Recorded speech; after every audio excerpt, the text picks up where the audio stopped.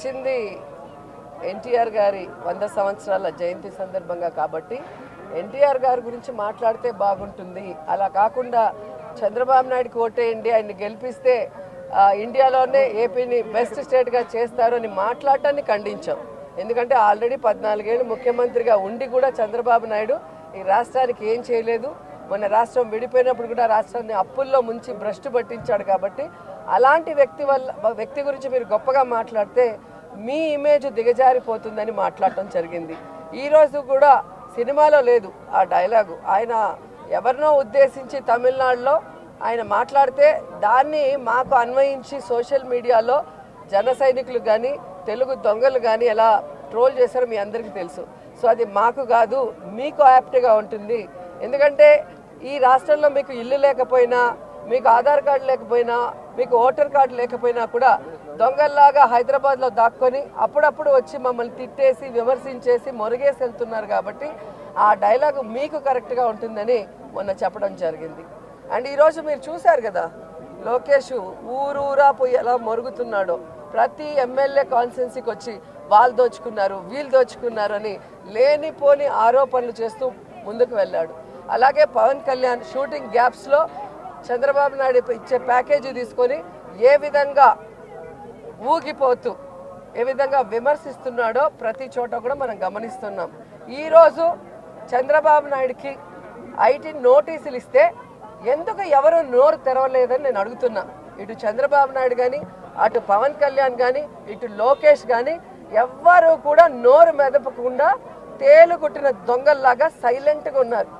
ఐటీని నేనే కనిపెట్టాను అన్న పెద్ద మనిషి ఈరోజు ఐటీ ఇచ్చిన నోటీసుల గురించి ఎందుకు మాట్లాడట్లేదు? దీని మీద పచ్చ ఛానళ్ళు ఎందుకు డిస్కషన్ పెట్టట్లేదని నేను అడుగుతున్నా. ఎందుకంటే ఈ 4 సంవత్సరాలు అమరావతి అమరావతి అమరావతి అని చెప్పి వీళ్ళందరూ కూడా ఏడుస్తుంటే ఎందుకు అనేది మేము చెప్పాం. కానీ ప్రజలకి ఈరోజు స్పష్టంగా అర్థమైంది. అమరావతి పేరుతో చంద్రబాబు నాయుడు అనుకో ఎలా దోచుకున్నారు. 2020లోనే చంద్రబాబు నాయుడు పిఏ ఇంటి మీద రైడ్ చేసినప్పుడు దాదాపుగా 2000 కోట్ల రూపాయలని ఏ విధంగా దోచుకున్నారో అప్పుడున్న వాళ్ళు చెప్తే లేదు అన్నట్టుగా వీళ్ళు మాట్లాడారు. కానీ ఈరోజు మేమెవరూ కంప్లైంట్ చేయలేదు.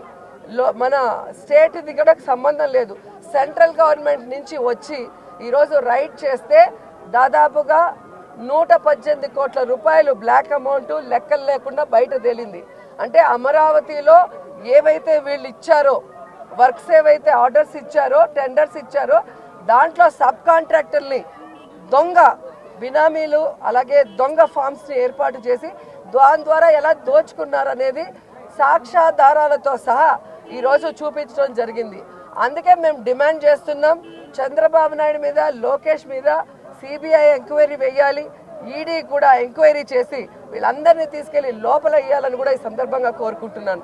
ఎందుకంటే పేద ప్రజల డబ్బులు దోచుకోవటమే కాకుండా రాష్ట్రాన్ని అప్పుల్లో ముంచేయటమే కాకుండా ఈరోజు చక్కగా పరిపాలిస్తూ దేశంలోనే బెస్ట్ సీఎంగా పేరు తెచ్చుకున్న జగన్ గారి మీద, అలాగే మీరు చూస్తే ఈ రాష్ట్రం మీద విషాన్ని చుమ్ముతున్న ఈ తెలుగుదేశం పార్టీ వాళ్ళకి సపోర్ట్ చేసే ఉత్తపుత్రుడు, దత్తపుత్రుడు అందరినీ కూడా విచారించి లోపలయ్యాలి. ఎందుకంటే చంద్రబాబు నాయుడు సైన్ చేస్తే లోకేష్ షూట్ కేసులు తీసుకుంటాడు, బ్రహ్మిణి అలాగే భువనేశ్వరి గారు లెక్క పెట్టుకుంటారు.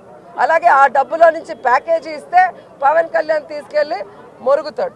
ఈరోజు నేను అంటాను, నువ్వు ఎన్డీఏ ప్రభుత్వంలో ఉన్నావు కదా పవన్ కళ్యాణ్, మరి ఈరోజు ఎన్డీఏ వాళ్ళు చేసిన ఈ రైడ్లో ఏదైతే ఉందో వాళ్ళ గవర్నమెంట్ చేయించిన రైడ్లో పకడ్బందీగా సాక్ష్యాధారాలతో దొరికిన తర్వాత నువ్వు ఎందుకు ట్వీట్ చేయలేదని అడుగుతున్నా. పనికి మాలిన విషయాల్ని, జగన్మోహన్ రెడ్డి గారి మీద అబద్ధాలని నిజాలన్నట్టుగా ట్వీట్ చేసే నువ్వు ఈరోజు సాక్ష్యాధారాలతో దొరికిన తర్వాత ఎందుకు ట్వీట్ చేయలేదని నేను అడుగుతున్నా. ఈరోజు మోడీ గారి ప్రభుత్వం అద్భుతంగా పరిపాలిస్తుంది అంటున్నాడు చంద్రబాబు నాయుడు. గతంలో ఏమన్నాడు? భార్యను చూసుకోలేనివాడు దేశాన్ని ఏం చూసుకుంటాడు, దేశం నుంచే తరిమి కొట్టాలి మోడీని అన్నవాడు ఈరోజు మోడీ కాళ్ళు పట్టుకోవాలని, అమిత్ షా కాళ్ళు పట్టుకోవాలని ఢిల్లీ చుట్టూ తిరుగుతుంటే ఎందుకు మాట్లాడట్లేదు? ఎందుకు పచ్చ ఛానల్లో టెలికాస్ట్ చేయట్లేదని అడుగుతున్నా. ఈరోజు మోడీ గారు మర్చిపోరు.